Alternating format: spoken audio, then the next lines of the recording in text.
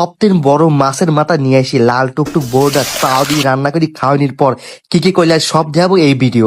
হঠাৎ আজকে আমার বউটা কচ্ছে কি আমার বড় মাছের মাথা খাবির মনে করছে, তো কইলাম সমস্যা নাই, যেহেতু বরিশালের এক আপা আমাকে একটা বড় মাছ দিয়ে গেছিলি, ওই মাছের মাথা দিয়ে আজকে তোমাকে রান্না করে খাওয়াবো।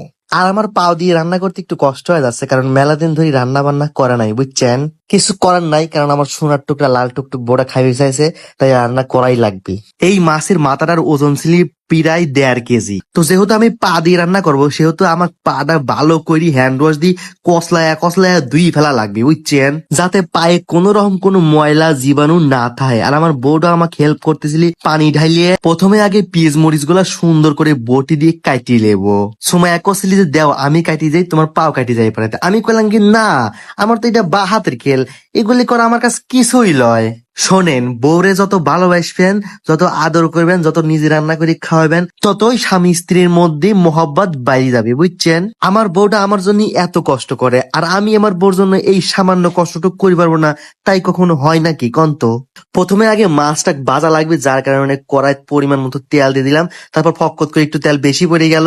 এরপর বোতলের মুখটা সুন্দর করে আটকাই ফেলাম, কারণ যদি তেল পড়ে যায় তাহলে সব শেষ। এখন মাছটাকে পাও দিয়ে তুলে এখন কড়ার মধ্যে ফস করে দিয়ে দিব।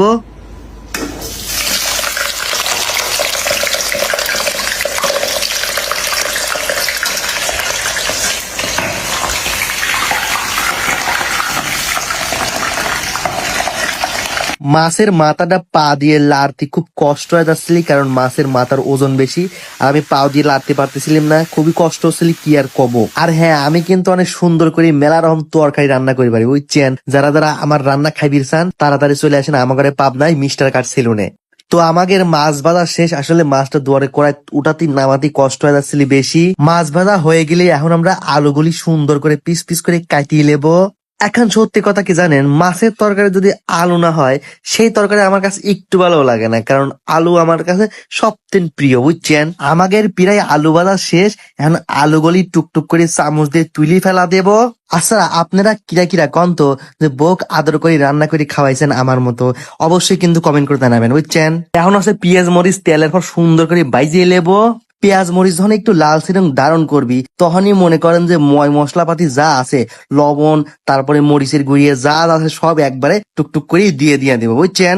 অনেকে আবার দেখি ভিডিওতে এসে কমেন্ট করেন, মিরাজ ভাই আপনার মিস্টার কার্ড সেলুনে কি 400 টাকা আর 700 টাকার প্যাকেজ আছে এখনো? হ্যাঁ, আপনারা আইডি চলে আসেন আমার ঘরে মিস্টার কার্ড সেলুনে, আমার সেলুনে 400 টাকা আর 700 টাকার প্যাকেজ সবসময় পেয়ে যাবেন।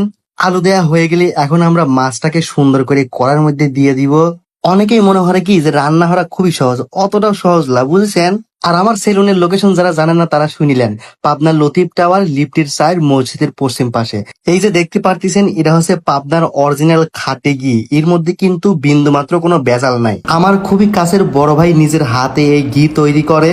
আপনারা যদি পাবনার অরিজিনাল খাঁটি ঘি কিনতে চান, তাহলে আর দেরি না করি এখনই অর্ডার করে ফেলান। এই ঘি কড়া মিষ্টি চালে তৈরি করা হয় বলেই এই ঘির সুঘ্রাণটা সেই সুন্দর। এই ঘির যে স্বাদ আর মান সকল ঘি হার মানায়, বুঝছেন। অনেক প্রহর অপেক্ষা করার পর আমাদের রান্না প্রায় একদম শেষ। তো এখন পা দিয়ে সুন্দর করে ডিশের মধ্যে আজরায় ফেলবো। খুবই ভয় লাগতেছিল হঠাৎ যদি পায়ে টেন ছুটি পড়ে যায়, তাই জন্য সুমাইয়া হেল্প করতেছিল যাতে পড়ি না যায়, ঠিক আছে। তো এই যে আমাদের রান্না করা হয়ে গেছে, অনেক কষ্ট করে রান্না করছি। এত বড় একটা মাছের মাথা দেখেন, পুরা প্লেট একদম ভরে গেছে। তো আমি একটু সময়কে খাওয়াই দিই। অনেকদিন পর আজকে ওকে রান্না করে খাওয়াইতেছি, দেখি কেমন হয়। নাও, বিসমিল্লাহির রহমানির রহিম। কেমন কেমন হয়েছে? হ্যাঁ, সব ঠিক আছে।